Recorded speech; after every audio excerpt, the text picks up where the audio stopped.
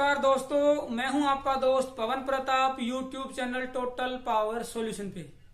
दोस्तों, आज हमारे पास हाई फ्रीक्वेंसी का ऑनलाइन यूपीएस आया है। उसको डायग्नोस करेंगे, उसकी प्रॉब्लम को रेक्टिफाई करेंगे, सोल्व करेंगे, रिजोल्व करेंगे। उससे पहले अगर आप नए हैं तो चैनल को सब्सक्राइब कर लें, बेल आइकन दबा दें ताकि आप लोगों को नए वीडियोज की नोटिफिकेशन मिलती रहे। और बाकी वीडियोस को देखने के लिए आप हमारे चैनल की प्लेलिस्ट पे जाके वो सभी वीडियोस को देख सकते हैं। 330 से ज्यादा वीडियोस हम अपलोड कर चुके हैं, थ्योरेटिकल भी, प्रैक्टिकल भी और होम अप्लायंसेस की रिपेयरिंग की भी। दोस्तों, आज हमारे पास ये हाई फ्रिक्वेंसी का ऑनलाइन यूपीएस आया है। इसको समझते हैं, इसमें क्या प्रॉब्लम है उसको डायग्नोस करेंगे, उसके बाद उसको सोल्व करेंगे, रिजोल्व करेंगे। ये देखिए, इसके अंदर यहाँ पे आइसोलेशन ट्रांसफार्मर ये लगाया हुआ है टोरॉइडल फॉर्म में। टोरॉइडल इसकी वाइंडिंग है। ये आइसोलेशन ट्रांसफार्मर है। 1:1 का ये ट्रांसफार्मर होता है। जितनी इनपुट आती है उतनी ही आउटपुट ये निकाल के यहाँ पे देता है। सिंपली ये यहाँ पे सेफ्टी पॉइंट ऑफ व्यू से कि इसके ऊपर आपका जो है ये यूपीएस का भी सेफ्टी हो जाता है, इसलिए इसको यहाँ पे आइसोलेशन ट्रांसफार्मर कुछ यूपीएस के अंदर बाहर से उसको डिजाइन करके लगा दिया जाता है, कुछ के अंदर इसके अंदर स्पेस है क्योंकि इंटरनल बैटरी इसमें नहीं लगी है। तो ये वाला पोर्शन यहाँ पे खाली था, तो इन्होंने आइसोलेशन ट्रांसफार्मर को इसके अंदर ही यहाँ पे माउंट कर दिया है, असेंबल कर दिया है।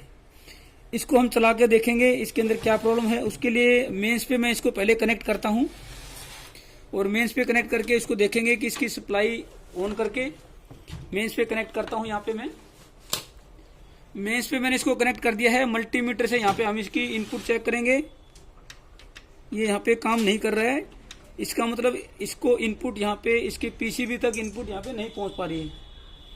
तो सबसे पहले मैं मल्टीमीटर लेता हूं और इसकी स्टेप बाय स्टेप इसकी जहाँ पे भी वोल्टेज है वो चेक करते हुए स्टेप बाय स्टेप इसको चेक करते हैं, आपको अच्छे से दिखाई दे। उसके लिए मैं इसकी बैकलाइट ऑन कर देता हूँ। न्यूट्रल वहां लेंगे जहाँ पे आपका डायरेक्ट केबल से आया हुआ इनपुट से। लाइन को चेक करने के लिए सर्किट ब्रेकर पे हम चेक करेंगे। 220 वोल्ट के आसपास इनपुट है। सर्किट ब्रेकर के दूसरे एंड पे चेक करेंगे, वहां पे भी 220 के आसपास है। सर्किट ब्रेकर के दूसरे एंड पे भी 220 के आसपास है। फिर डायरेक्ट हम चेक कर लेंगे लो कट हाई कट से जो आउट हमारी आती है वापस इस टर्मिनल ब्लॉक पे।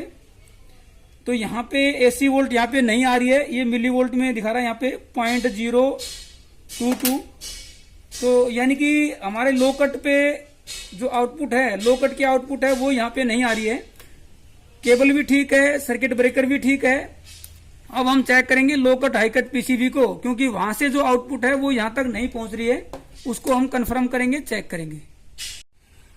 दूसरी तरफ अगर हम वेरीफाई करेंगे, चेक करेंगे, तो उसके लिए न्यूट्रल जो है वो आपका उस तरफ से यहाँ पे आ गया है, जो कि इस आइसोलेशन ट्रांसफार्मर को इनपुट मिलती है। तो उसका न्यूट्रल कॉमन ही है। तो यहाँ पे इस टर्मिनल ब्लॉक पे न्यूट्रल लिखा हुआ है। नहीं भी लिखा होगा तो आइसोलेशन ट्रांसफार्मर है, या उधर से जो भी न्यूट्रल आया है वो न्यूट्रल हम यहां से ले लेंगे। ये न्यूट्रल मैंने यहां पे लगा दिया। अब इस लो कट हाई कट पीसीबी के एक एंड पे चेक करेंगे। इसमें 2 ही वायर लगी हैं। ये 220 वोल्ट यहां पे आ गई है, 220 वोल्ट यहां पे आ गई है इनपुट।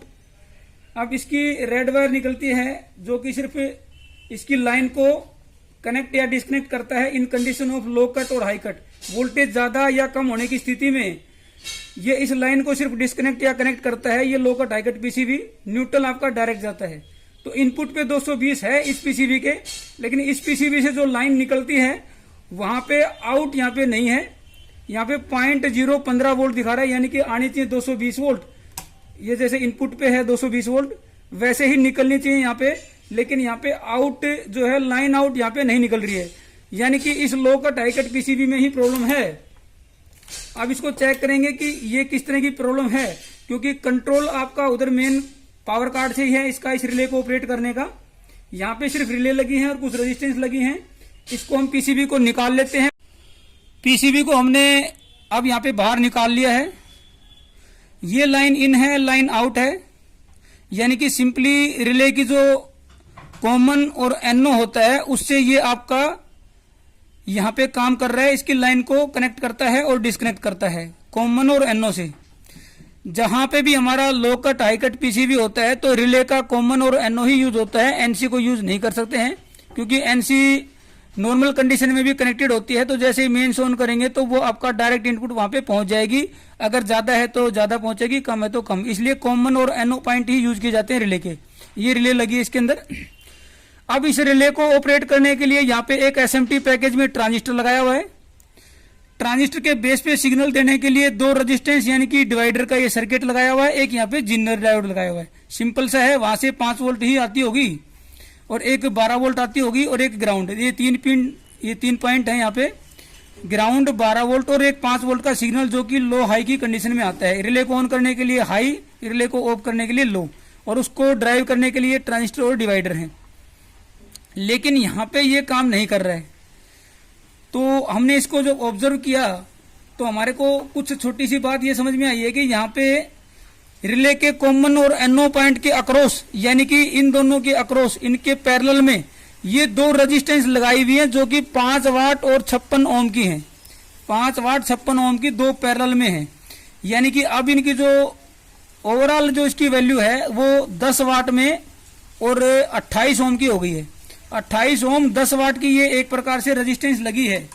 इसका काम क्या है दोस्तों कि जैसे ही हम मेंस कनेक्ट करेंगे तो इन रेजिस्टेंस के थ्रू एक बार जो है आपकी मेंस इनपुट आपकी पहुंच जाती है कार्ड तक, पीसीबी तक, और वहां से कंट्रोल सिग्नल आता है और कंट्रोल सिग्नल इस रिले को ऑपरेट कर देता है। अगर डायरेक्ट ऑपरेट करेंगे तो हो सकता है वोल्टेज ज्यादा या कम हो, तो एक बार इन रेजिस्टेंस के थ्रू वहां पे इनपुट जाती है, वो इनपुट रीड हो जाती है।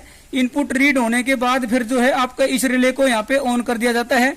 ये आपके जो रेजिस्टेंस हैं ये एक प्रकार से स्टॉप स्टार्ट का भी काम करते हैं, और दूसरा जो है आपका इसको सिग्नल को रीड करने के भी ये मदद करते हैं। डायरेक्ट यहाँ पे कनेक्टिविटी नहीं होती है, यहाँ पे वोल्टेज ड्रॉप होके वहां पे पहुंच जाती है और उसको यहाँ पे करते हैं। तो सिंपल सा ये फंडामेंटल है। लेकिन जब तक आपकी इधर इनपुट नहीं जाएगी तो वहां से कंट्रोल सिग्नल इसको नहीं आएगा और ये रिले ऑपरेट नहीं होगी। हमने इन रेजिस्टेंस को चेक किया, यहाँ पे देखिए डार्क हो रखा है, ये देखिए हमने इनको चेक किया तो ये यहाँ पे वैल्यू यहाँ पे रीड नहीं कर पा रहे हैं। ये इसकी वैल्यू जो है हम इसको मीटर से पढ़ नहीं पा रहे हैं, यानी कि ये जो रेजिस्टेंस है ये यहाँ पे ओपन हो गए हैं। ये यहाँ पे चेक करते हैं, ये यहाँ से भी चेक कर सकते हैं, ये मेगा ओम में दिखा रहे हैं, यहाँ पे भी चेक कर सकते हैं और बैक साइड पे भी इसको आप चेक कर सकते हैं। ये दोनों रेजिस्टेंस यहाँ पे ओपन हो गई हैं, ये देखिए कोई वैल्यू यहाँ पे ये नहीं दिखा रही है। अब इसको हम वेरीफाई करेंगे। डायरेक्ट अगर रेजिस्टेंस चेक करेंगे, चेंज कर देंगे तो हो सकता है कि कोई आगे कोई समस्या हो। तो हम क्या करेंगे, एक 100 वाट का एक बल्ब लेके और इसको सीरीज में कनेक्ट करके फिर इसको चालू करने की हम यहाँ पे कोशिश करेंगे सेफ्टी पॉइंट ऑफ व्यू को देखते हुए। पहले मैं इसकी इनपुट को कनेक्ट कर देता हूँ, एक बल्ब लोड ले लेता हूँ 100 वाट का और फिर इसको यहाँ पे चेक करने की कोशिश करते हैं। तो दोस्तों हमने अब 200 वाट का यहाँ पे बल्ब ले लिया है। अब इस बल्ब को जो है हम जहाँ पे रेजिस्टेंस लगी है यानी कि लाइन इन और लाइन आउट उसके अक्रॉस उसके पैरेलल में यहाँ पे कनेक्ट करते हैं ताकि उसको यहाँ पे एक पाथ मिल जाए बल्ब के थ्रू और ये रिले आपकी ऑपरेट हो जाए। ध्यान से करना है, अगर आप एक्सपर्ट हैं तो ना करें क्योंकि यहाँ पे डायरेक्ट एसी लाइन वोल्टेज है। दोस्तों यहाँ पे रिले जो है चैटरिंग करना रिले ने स्टार्ट कर दिया है और बल्ब भी यहाँ पे ग्लो हो गया है हमारा बीच में। तो यहाँ पे एक पॉसिबिलिटी ये है कि शायद ये क्योंकि बल्ब ने कुछ वोल्टेज ड्रॉप यहाँ पे कर दी है, यहाँ पे पावर लॉस हो गया है। अगर हमारा शायद इनपुट वोल्टेज ज्यादा होता तो शायद ये ऑन हो जाता, लेकिन हमारा यूपी अभी जो सिस्टम है, हमारा जो ऑफिस है वो भी अभी बैकअप मोड पे है, तो वोल्टेज कम होती है और उससे कुछ वोल्टेज यहाँ पे ड्रॉप होने की वजह से ये आपका लो कट पे और वापस रिकवरी पे शायद इस तरह की कोई प्रॉब्लम है। इनपुट ज्यादा होती तो शायद ये काम करता। अब मैं क्या करूंगा, मेरे पास एक 2 वाट का रेजिस्टेंस है 100 ओम का, उससे इसको ऑपरेट करने की यहाँ पे कोशिश करता हूं। अगर ज्यादा करंट होगा तो ये हीट हो जाएगा, यहाँ पे कोई प्रॉब्लम होगी तो, वरना ये ऑन भी हो जाएगा। ध्यान से करना है। अगर इस तरह की अगर आप एक्सपेरिमेंट करें, अगर आप एलिजिबल हैं ऐसा करने में, अगर आपका एक्सपीरियंस है तो ये करें। ये दोस्तों यहाँ पे रिले ऑपरेट हो गई है, रिले ऑपरेट हो गई है दोस्तों। यहाँ पे ये मामूली सा गर्म हुआ लेकिन रिले यहाँ पे ऑपरेट हो गई है, यानी कि हमारा जो सोचना था वो बिल्कुल ठीक था, जैसा हम थ्योरेटिकली सोच रहे थे ठीक वैसा ही था। अब इसकी आउटपुट चेक करते हैं। यहाँ पे 100 वाट का लगा लेता हूँ क्योंकि हमारा इन्वर्टर मोड पे अभी चल रहा है। यहाँ पे ये 100 वाट का मैं यहाँ पे कनेक्ट करता हूँ और इसकी आउटपुट वोल्टेज चेक करते हैं यहाँ पे।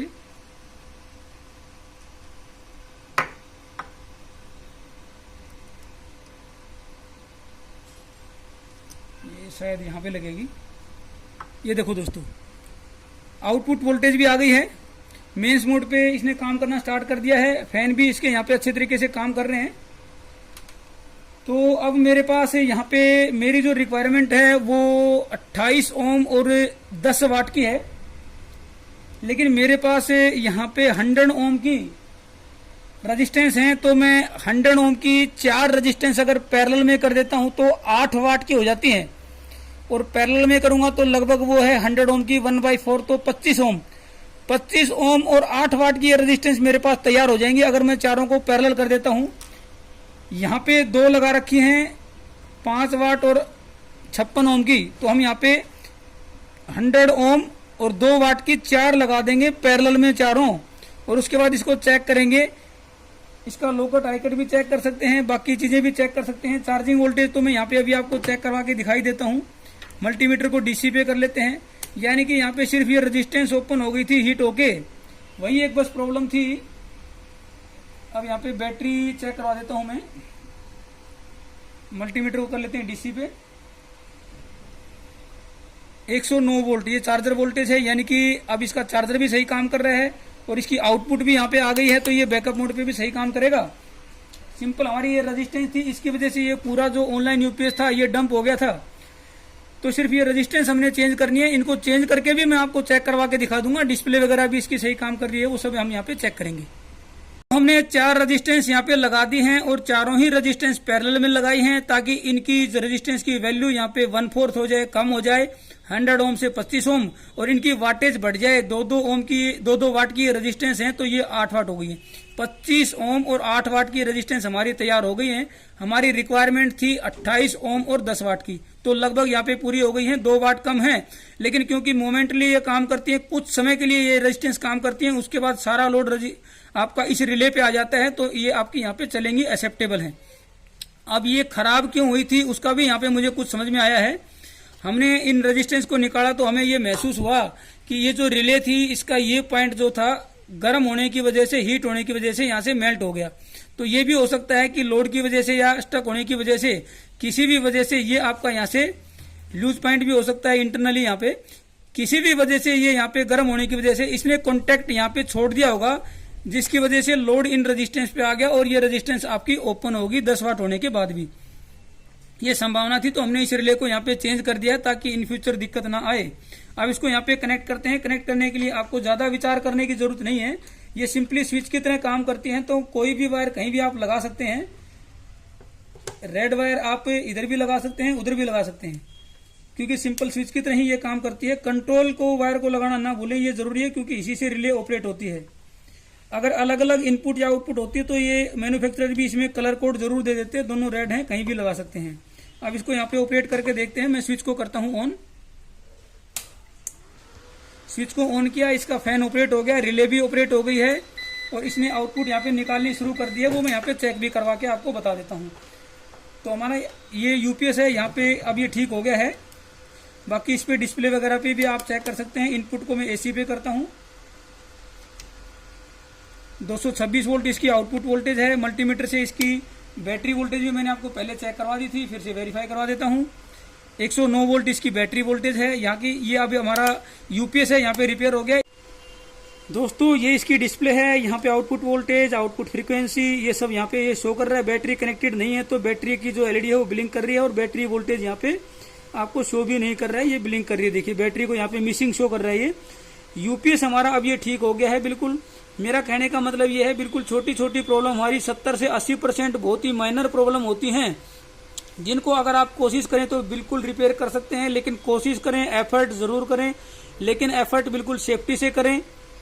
एफर्ट करेंगे तभी हम सक्सेस होते हैं, तो कोशिश जरूर करें। इसी तरह की वीडियोज को देखने के लिए या अदर अप्लायंसेज जो भी होम अप्लायंसेज हैं उनकी रिपेयरिंग की वीडियोज को देखने के लिए आप हमारे चैनल की प्लेलिस्ट पे जाके उन सभी वीडियोज को देख सकते हैं। लगभग हमने 330 से ज्यादा वीडियोज अपलोड की हैं। वो सभी अगर आप वीडियोज देख लेते हैं तो आप, मैं ये श्योर करता हूं कि अप्लायंसेज को पावर डिवाइसेस को रिपेयरिंग करना सीख जाएंगे दोस्तों। और आगे भी मैं कोशिश करता रहूंगा कि आप लोगों के लिए अच्छी सी अच्छी वीडियोज लेके आता रहूं। थैंक यू दोस्तों।